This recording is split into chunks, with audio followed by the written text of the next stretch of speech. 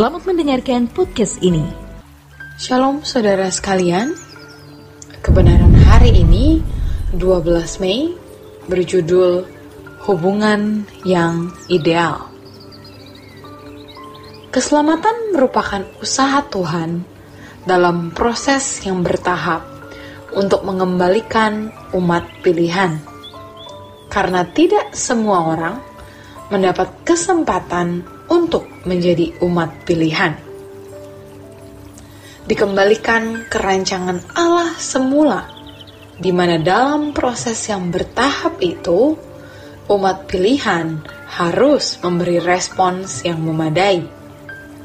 Jadi, di dalam keselamatan terdapat unsur-unsur penting yang harus kita pahami. Unsur pertama dalam keselamatan adalah tindakan Tuhan memberi anugerah kepada manusia melalui penebusan oleh darah Yesus, supaya manusia itu dibenarkan walaupun belum benar, atau justification. Dianggap benar, dibawa kepada Allah hanya oleh darah Yesus.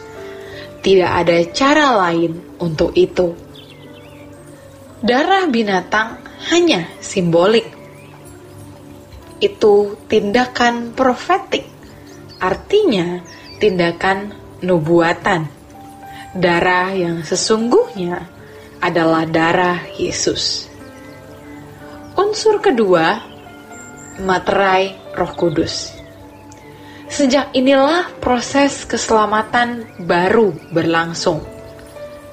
Jangan berhenti. Sayangnya, banyak orang Kristen yang merasa sudah selamat berhenti sampai di pengakuan bahwa Yesus adalah Tuhan dan Juru Selamat. Padahal, justru sejak inilah orang Kristen harus berjuang. Namun, harus kita tegaskan dulu bahwa prinsip keselamatan hanya dalam Kristus itu mutlak. Tidak ada keselamatan di luar Kristus. Tidak ada. Ini kemutlakan yang tidak bisa ditawar. Tentu, keselamatan di sini maksudnya dikembalikannya manusia ke rancangan Allah semula. Di dalam Alkitab, kita menemukan ayat-ayat yang jelas menunjukkan bahwa tidak ada keselamatan di luar Kristus, dan itu harga mati. Tidak seorang pun bisa menjadi anggota keluarga kerajaan Allah. Tidak seorang pun bisa menjadi anak-anak Allah. Tidak seorang pun bisa menjadi serupa seperti Yesus kecuali melalui Yesus. Makanya Tuhan berkata, "Aku datang untuk memberi Zoe, hidup, supaya mereka memiliki dalam kelimpahan." Kelimpahan bukan dalam arti banyak, bukan dalam arti kuantitas, melainkan dalam arti kualitas. Very high in quality. Keselamatan manusia berangkat dari inisiatif Allah. Ini mutlak. Unsur ketiga dalam keselamatan adalah proses bertahap. Keselamatan itu bukanlah suatu peristiwa sekejap. Keselamatan tidak boleh digambarkan sebagai suatu titik, melainkan seperti garis panjang linear. Proses yang bertahap, sebuah progresivitas, perkembangan atau pertumbuhan seperti organisme hidup. Sebab kita adalah organisme hidup yang terus mengalami proses. Makanya ada pemuritan, ada transformasi, iman itu bertumbuh sampai pada kesempurnaan. Keselamatan juga pada umumnya dipahami sebagai dipulihkannya hubungan antara Allah dan manusia. Apakah salah? Tidak. Tetapi jangan berhenti di situ. Hubungan dengan Allah merupakan relasi yang bertumbuh bertahap. Tuhan mengingini hubungan kita dengan Allah terjalin secara ideal, di mana kita mengerti apa yang menjadi beban hati Tuhan, dan kita ikut memikulnya.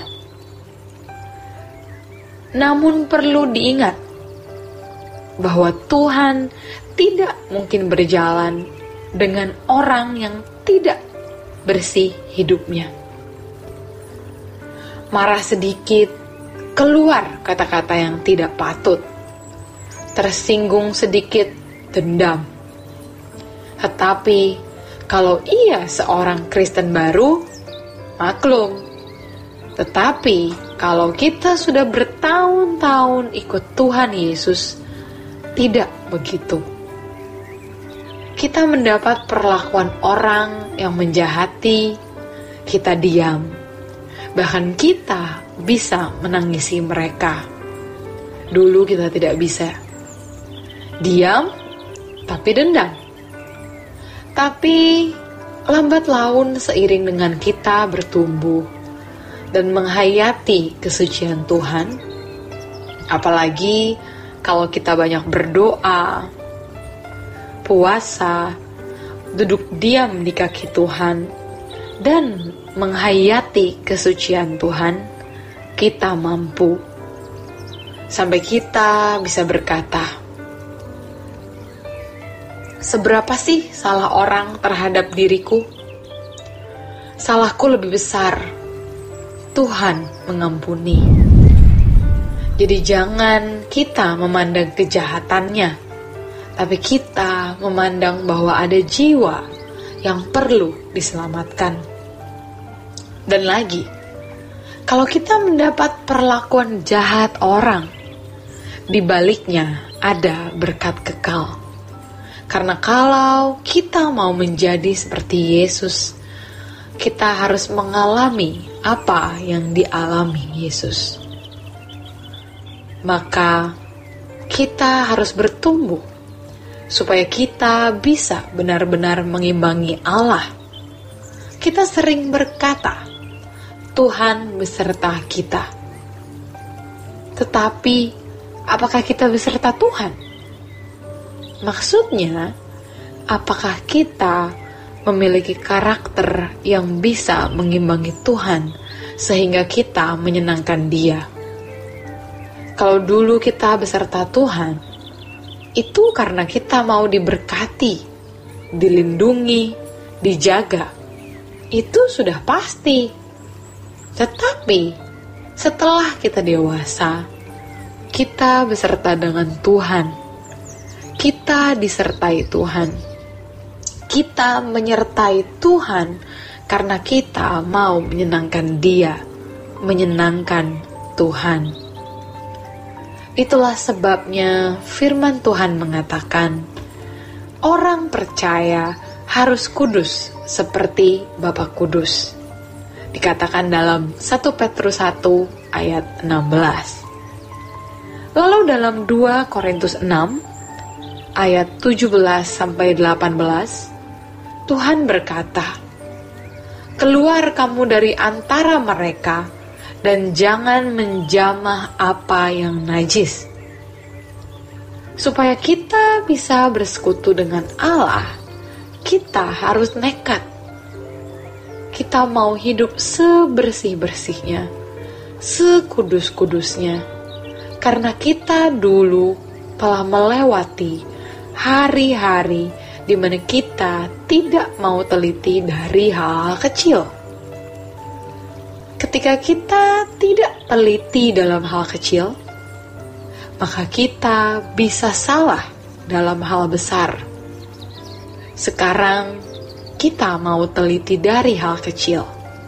Kita tidak mau hidup bercacat. Kita mau hidup tak bercela. Kita berjuang, sebab hanya orang yang hidupnya bersih dan tidak mencintai dunia yang bisa pulang dengan Yesus. Demikian kebenaran firman hari ini. Tuhan Yesus memberkati. Sola Gracia.